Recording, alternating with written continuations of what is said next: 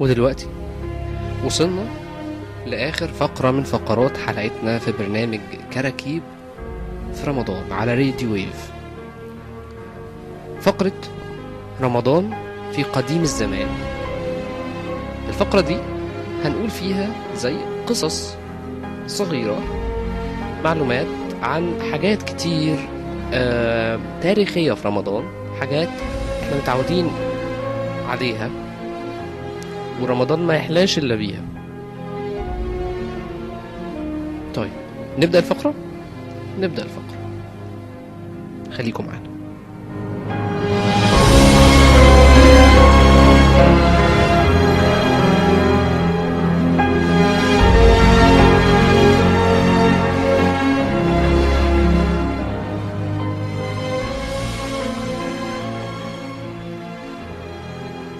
ولبداية ظهور مدفع رمضان ودوره في حياة المصريين قصص طريفة، حيث تروي كتب التاريخ أن والي مصر في العصر الإخشيدي خوش قدم كان يجرب مدفعا جديدا أهداه له أحد الولاة، وتصادف أن الطلقة الأولى جاءت وقت غروب شمس أول رمضان عام 859 هجريا. وعقب ذلك توافد على قصر خوش قدم الشيوخ وأهالي القاهرة يشكرونه على إطلاق المدفع في موعد الإفطار، فاستمر إطلاقه بعد ذلك. ومن روايات أخرى أن محمد علي الكبير والي مصر ومؤسس حكم الأسرة العلوية في مصر عام 1805 كان يجرب مدفعا جديدا من المدافع التي استوردها من ألمانيا في إطار خطته لتحديث الجيش المصري، فانطلقت أول طلقة وقت أذان المغرب في شهر رمضان المبارك، فارتبط صوته في أذهان العامة بالإفطار وسحور رمضان، والذين أطلقوا عليه بعد ذلك مدفع الحجة فاطمة لارتباطه بشهر رمضان، وكان مكانه في القلعة، قلعة صلاح الدين الأيوبي.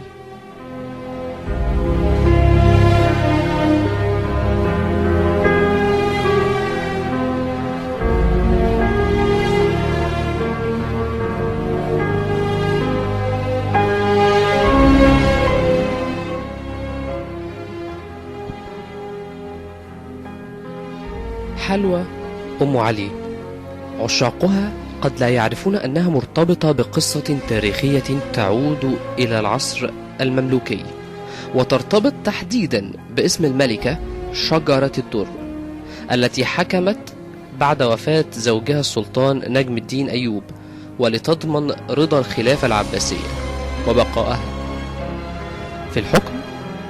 تزوجت الأمير عز الدين أيبك وسلمته الحكم، ثم قررت التخلص منه بعدما بلغها أنه سيتزوج عليها من ابنة والي الموصل، فدست له السم في الطعام. ولكن زوجته الأولى أم علي لم تنسى لضرتها أنها سرقت زوجها وجعلته يطلقها ثم قتلته، فقررت الانتقام منها، فتربصت هي وجواريها بشجرة الدر وانهالت عليها ضربا في الحمام بالقباقيب الخشب إلى أن لفظت أنفاسها الأخيرة، ثم قمنا برمي جثتها من الأعلى. واحتفالا بهذا الانتصار صنعت أم علي حلوى جديدة ولذيذة بمزج أطيب المكونات التي في مطابخ القصر من الدقيق والسكر والمكسرات والزبيب، ووزعتها على الناس في الشوارع. وهكذا بقيت هذه الحلوى في التاريخ العربي على مر الزمان باسم أم علي.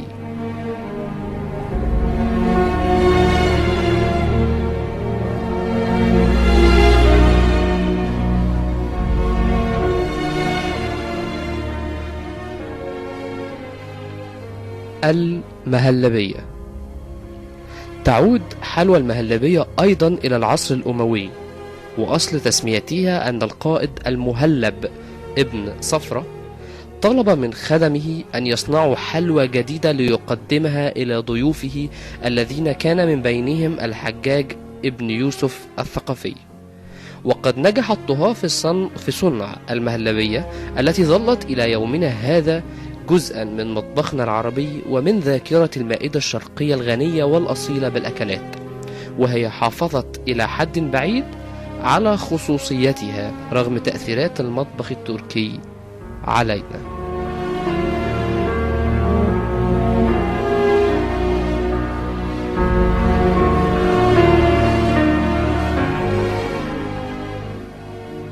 من ضمن الأكلات التي تميز شهر رمضان هي الكنافة.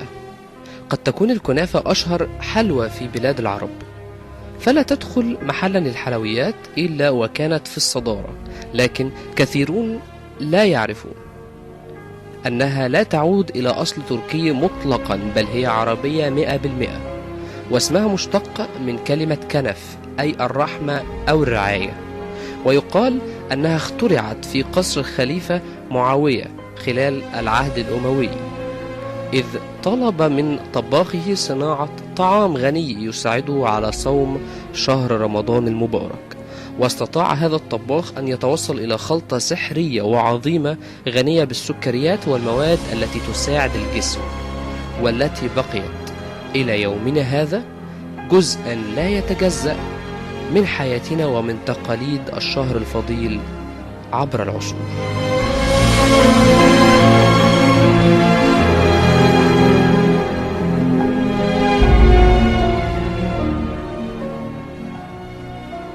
القطائف.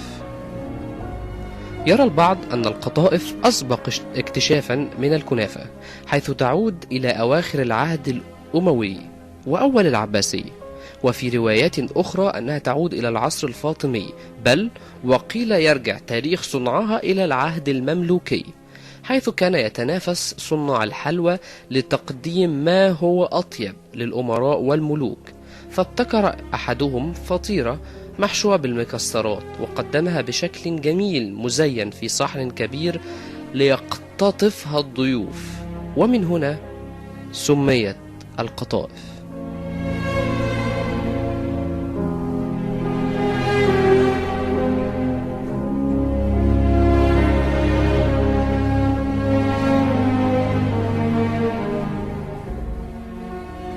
العرق سوس.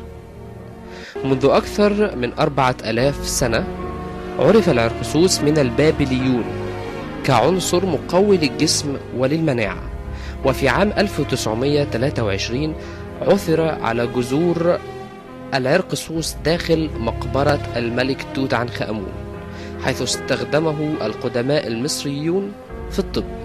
وقال عنه ابن سينا أن عصارته تنفع في الجروح، وهو يلين قصبة الرقة وينقيها، وينفع الرئة والحلق وينقي الصوت، ويسكن العطش، وينفع في الالتهاب المعدي والأمعاء.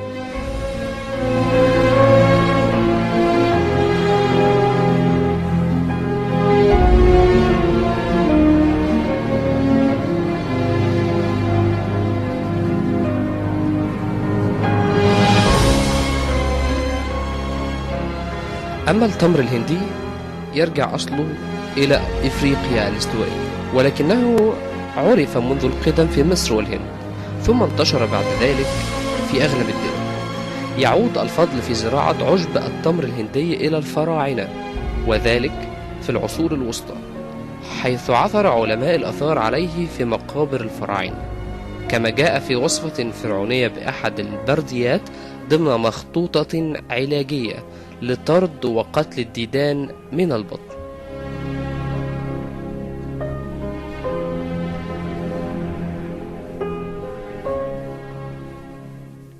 وأخيرا قمر الدين. يقول بعض المؤرخين أن التسمية نسبة إلى قرية في بلاد الشام تسمى قمر الدين، وترجع صناعة قمر الدين إلى العصر الأموي، وكان الخليفة عبد الملك ابن مروان أول من تناول مشروب قمر الدين، وتم تحريف الاسم حتى أصبح قمر الدين.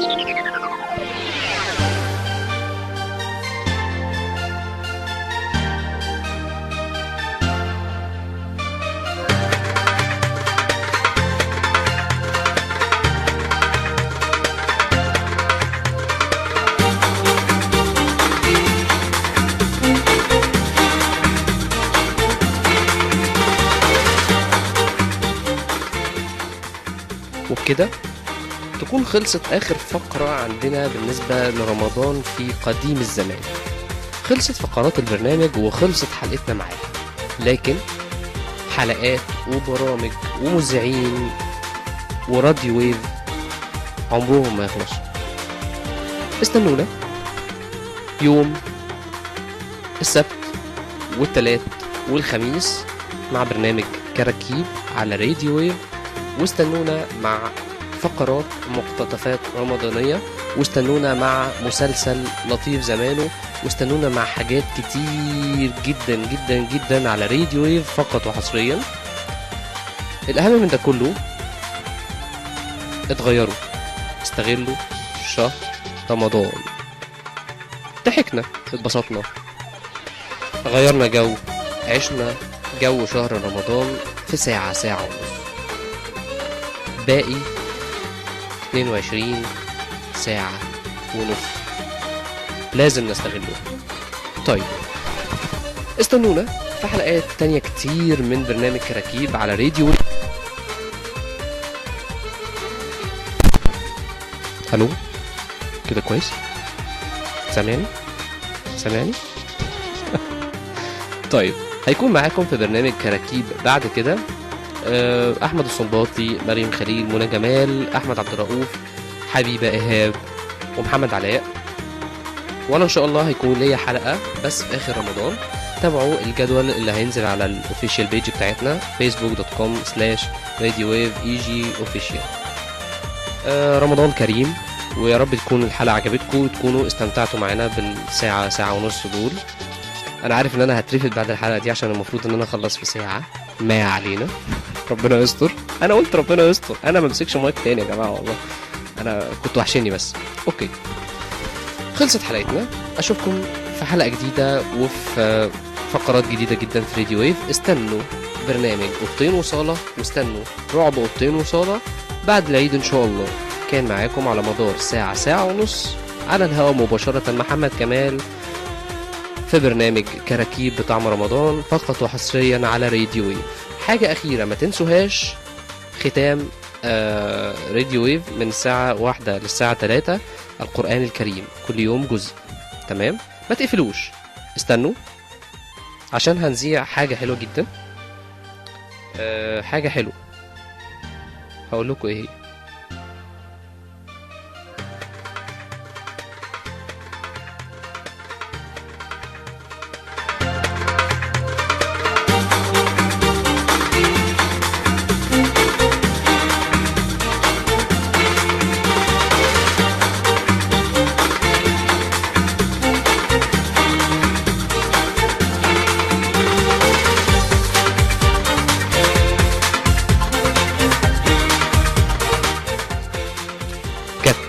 جت الحاجة الحلوة. اوعوا تقفلوا الراديو الساعة 12:30، ناقص نص ساعة لحد ما القرآن ان شاء الله يشتغل. كنت سعيد جدا معاكم على الهوا، كنت سعيد ان انتوا كنتوا تسمعوني. عايزين تسمعوا الحلقة دي هتسمعوها بكرة يوم الجمعة الساعة 4 العصر والساعة 4 العصر والساعة 11 بالليل. تمام؟ كان معاكم على الهوا محمد كمال لمدة ساعة ونص على الهوا. يا رب تكون الحلقة عجبتكم وتصبحوا على ألف خير. استنوني.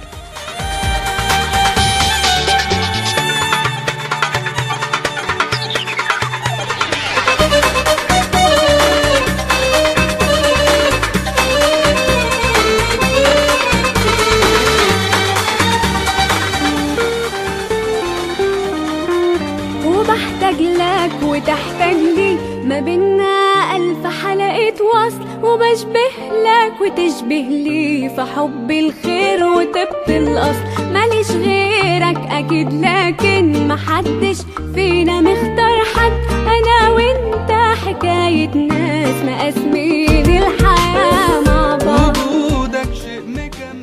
الأغنية دي أنا بهديها لكل فريق عمل راديو ويف اللي شارك في رمضان واللي ما شاركش في رمضان. قد ايه انتوا مبدعين وقد ايه انتوا تستاهلوا المكان اللي انتوا فيه. شكرا ليكم ومن نجاح لنجاح ان شاء الله. وتحتاج لك وتحتاج لي، ما بينا ألف حلقة وصل، وبشبه لك وتشبه لي في حب الخير وطب الأصل.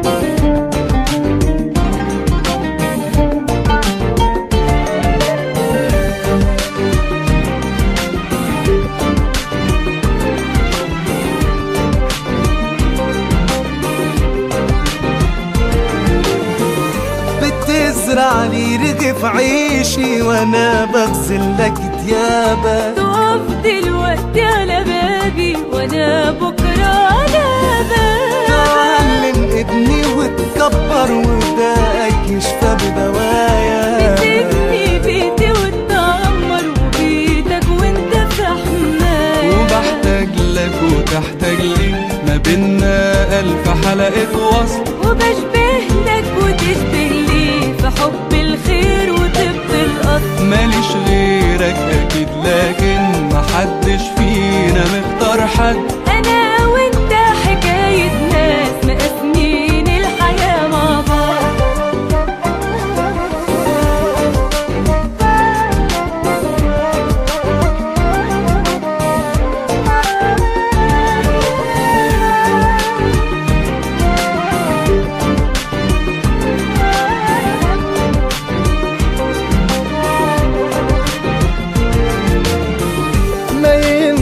الخلاف بينا يضيع مننا لو يوم، في واحد عايز التاني عشان يسند عليه ويقوم. بكلمة صغيرة ممكن تدوب بينا أي خسارة، تصفي قلوبنا وتغيرنا لحظة ما نكون في سلام. وبحتاج لك وتحتاج